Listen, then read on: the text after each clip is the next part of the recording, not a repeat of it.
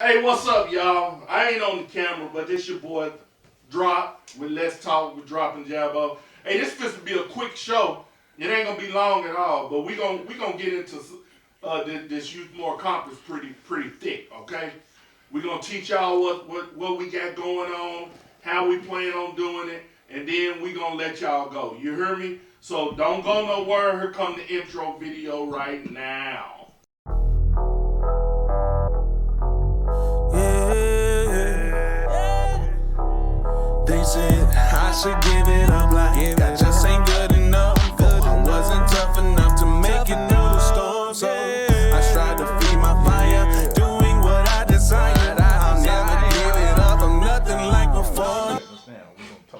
Hey, what's up? Now, y'all can't see me. I ain't nowhere in the house. But it's all good because there go your boy said. There go Bennett over there. Buddy sitting right there. Y'all know Jabbo from Let's Talk with Dropping Jabbo. And we got Swindle behind him. And then here go Big Chris. But check this out. We gonna tell y'all what's happening with this Youth More Conference. Now, because the way we started this, we just it was the homies. You hear me? We got Eugene Sweet, and he's a part of it too. It's just one of them things we needed to do to help kids and to help teachers. So we talked a lot about the kids and how we gonna help the kids. Now we're gonna get into the stuff about how we gonna help the teachers. Now here go the good part, y'all. Teachers can go to the website at Motivational Drop, go to the charity website, and all you got to do is fill out the form if you want to try to get some new first year teacher aid. You hear me? You got to be a first year teacher. You can't be no second, third year teacher trying to get this aid. We not trying to help everybody.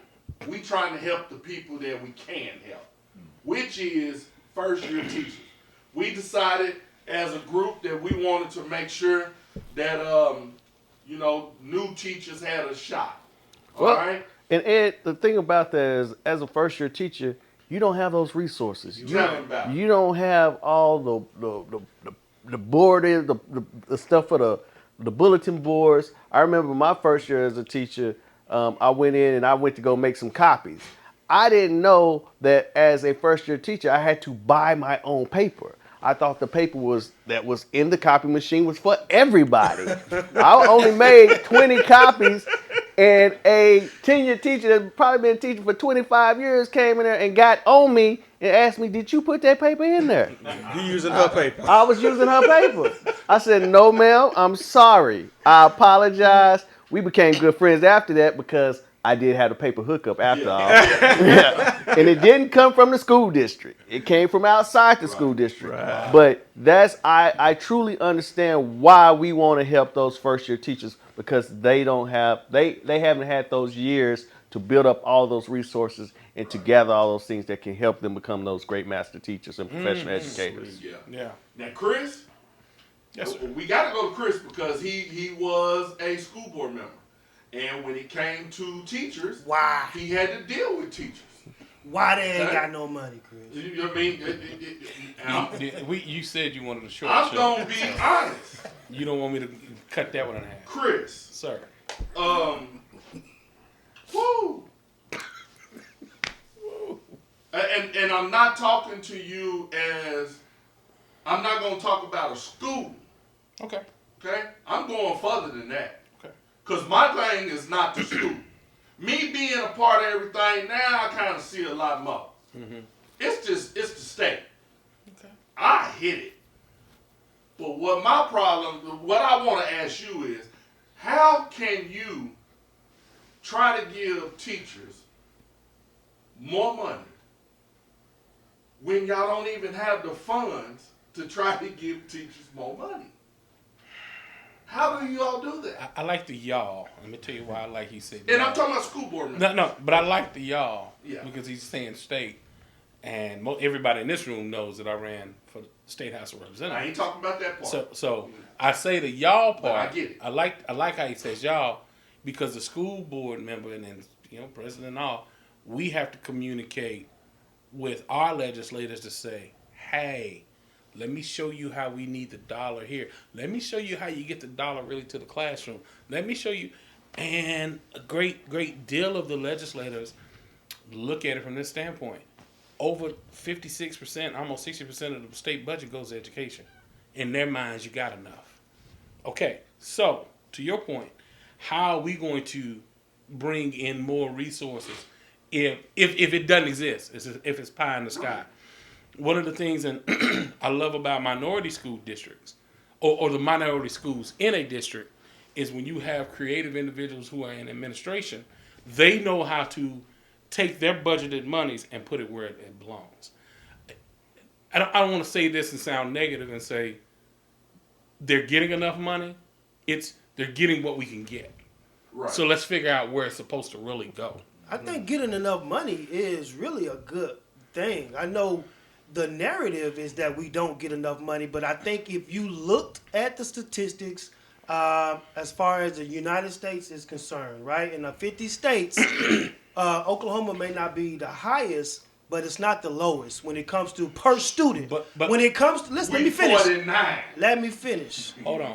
It is not. I'm going to show you the difference. Let me finish. It is not proven that more money equates to better education. Because some of the lowest, like let's say Utah, if you look at the statistics, they have the lowest. They get the lowest per student, but they get the highest. Some of the highest. So let me go back to saying, no. I'm gonna go back to Chris. I want to go back to your answer right quick, and then I'm gonna go back to Chris. Let's go. Drop and Jabbo. Let's talk. With Drop and Jabbo. Let's talk. The way they go.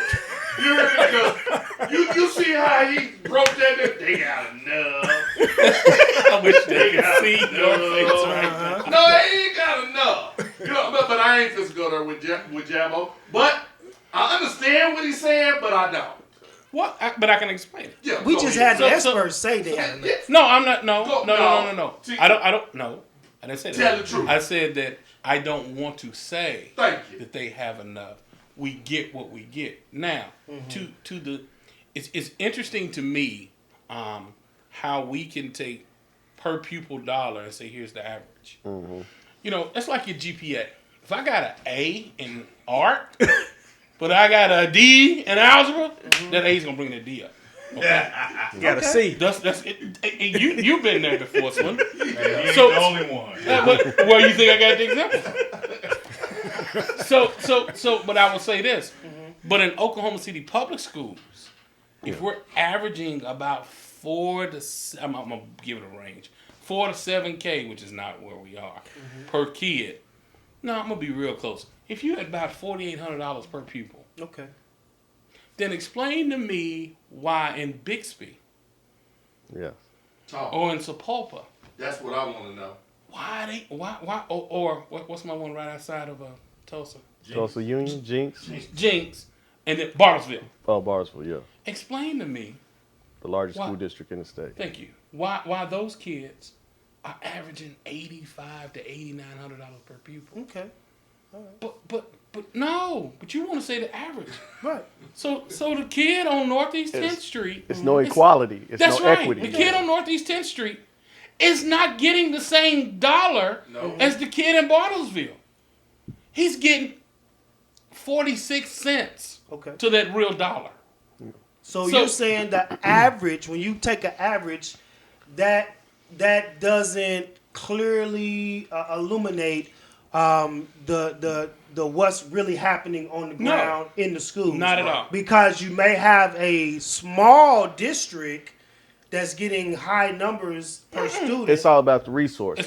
Thank you. Right. Okay. Yeah. But this school, so the average, it'll take the high and then it'll take the low, and it'll make it look like it's right here in the middle. So when you say that it's deceptive. The average is deceptive. Well, but it's designed to be that way. Yeah. So when you look at the average teacher,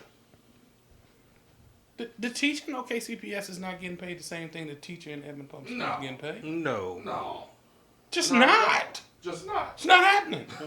So when I look at, this is February, it's Black History Month.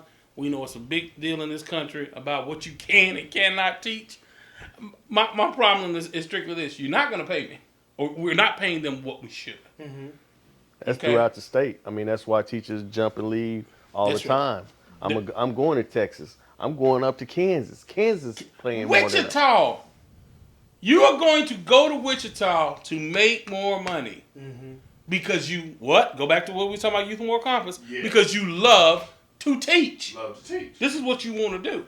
The political realm of how we deal with funding schools in the state of Oklahoma is broken. And that's what I was I'm not trying to saying get that to you all as just friends or the people who hear this on the podcast and see It's it. the truth. This is the conversation I have with current representatives and senators because I operate in a different world now, which is early childhood services, which we're trying to put the money on the very, very early front end because we know it's not going to happen when it gets here. Well, I'm going to push back again then. Okay. Because as far as historically, Oklahoma is pretty high standards when it comes to early childhood. They do already kind of focus and put money into those programs, right?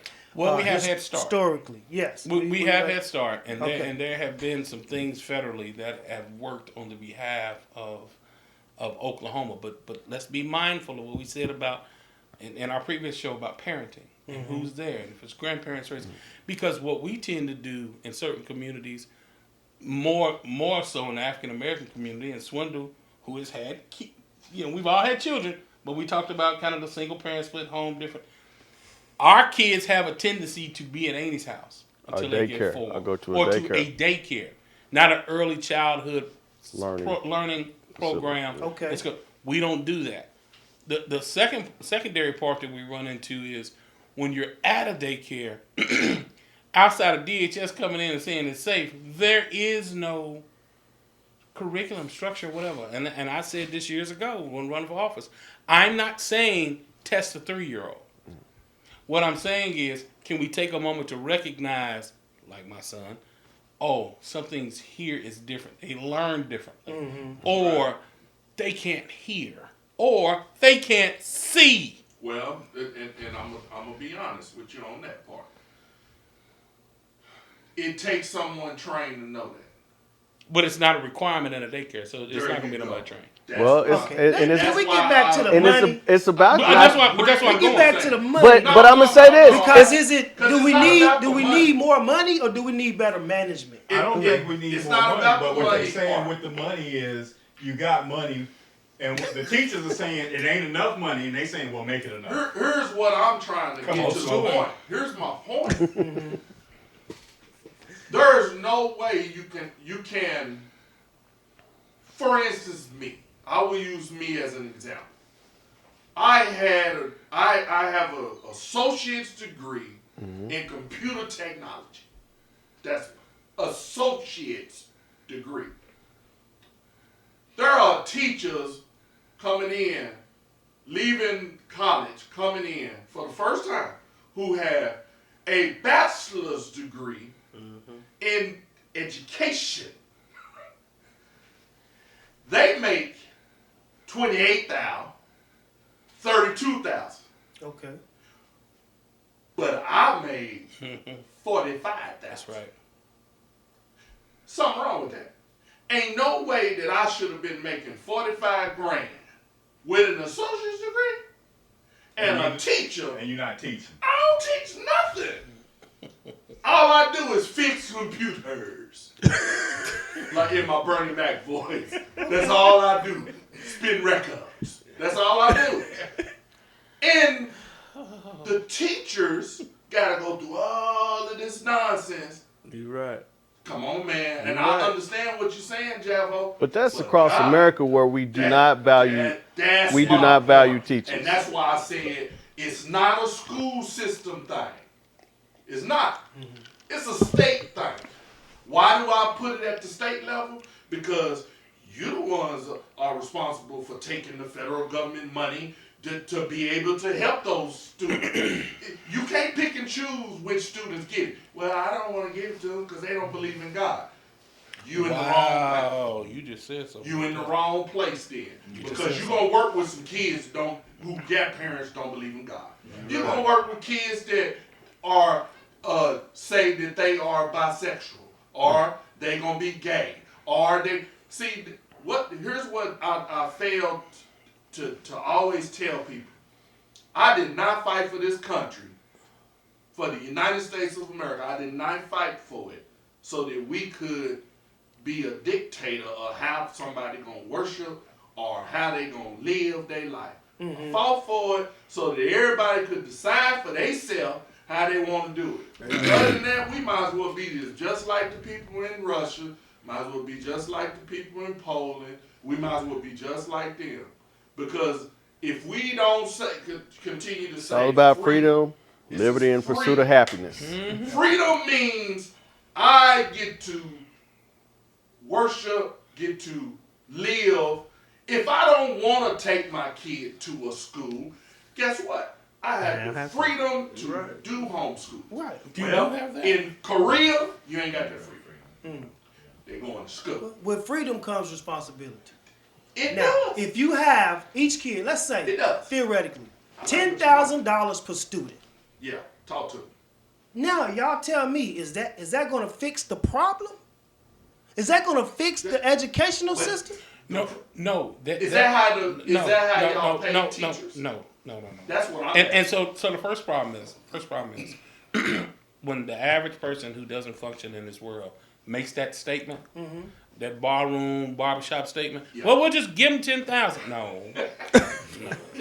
Throw some money out there, huh? No. You're not throwing. When you throw money at that particular problem, you're literally addressing the problem.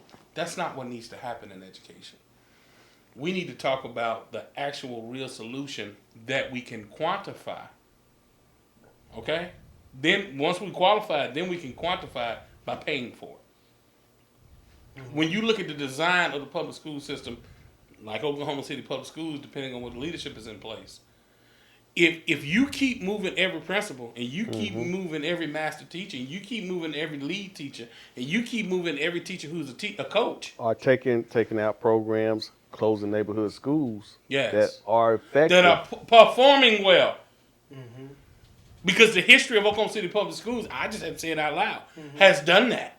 That's a school that's doing well. So here's to throw the money at the problem. I just want to shut the school down and then move those kids who are performing well over to a school that's not performing well. That's the history of America that you're talking about. We can go down that road in the next show. That's the history but of America. what you asked about education. I'm talking about educationally. When I'm only talking about funding for the teachers.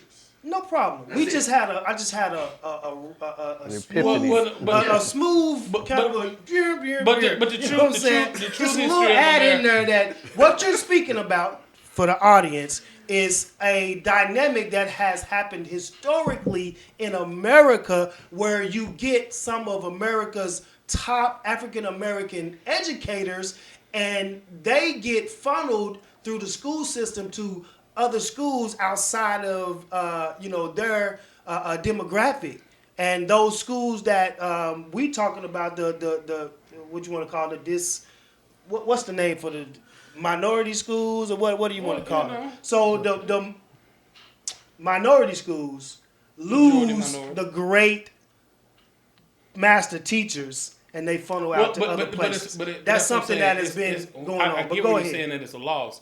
But when you have leadership in place that systematically makes the shift, That's my point. But hold on. But here's the problem with that, and understanding the African American when it comes to school, and then paying the teacher. Understand, it was a black man who said, black, white, or indifferent, public schools should be a right and free. Okay. This is post-slavery. This is Reconstruction. So the understanding of this should be a right for everybody has always been set up. When the country says, well, okay, you all do it on this side and we'll do it on this side, cool, that's fine as well. But what you cannot stop, in Oklahoma City is a great place from it, you cannot stop evolution. So if I'm looking at almost 70% Hispanic in the Oklahoma City public school system, who's going to address the cultural unawareness of that moment? And then if it's black, brown children, and then finally white children, and the conversation is at the Capitol saying, well, you know what, let's just take the money and let's do vouchers. That won't work, because show me a private school in Purcell Show me a private school in Visay. Doesn't exist. So where we are right now, to your point about paying and your question about paying teachers, you have to have effective leadership, which is what we've been talking about in previous shows. Yeah. You have to have effective leadership that can point out exactly where this needs to go. And then trust the people you have in place and do not move them. But unless you have voices, parents, parent-teacher associations saying, whoa, stop, you're not taking this principal from us. Mm-hmm. Whoa, stop, you're keeping this counselor here.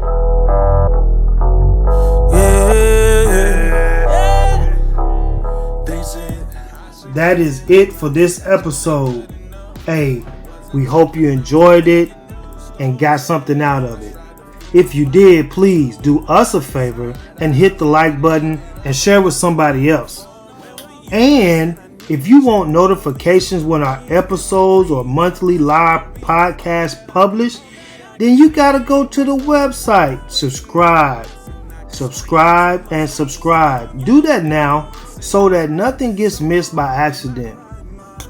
Thanks again and for supporting us.